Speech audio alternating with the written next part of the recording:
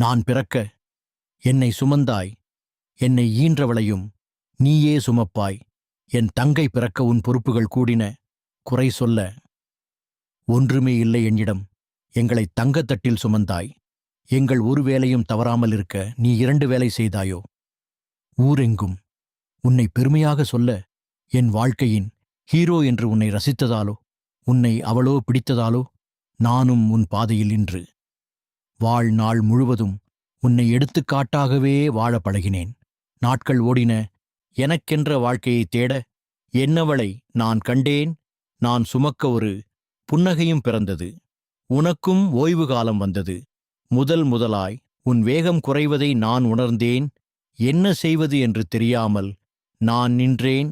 எந்த ஒரு காரியத்தையும் தைரியமாக முடித்துக் காட்டிய உனக்கு இன்று ஏனோ மறதி என்று பெயர். மற்றவர்கள் கோமாளியாக பார்க்கும் நிலைமை, நீ பொழைக்கத் தெரியாதவன் என்ற கூச்சலுடன் உனக்கு கீழே இருந்தவர்கள் இன்று உனக்கு மேலே என்ற விம்பம்.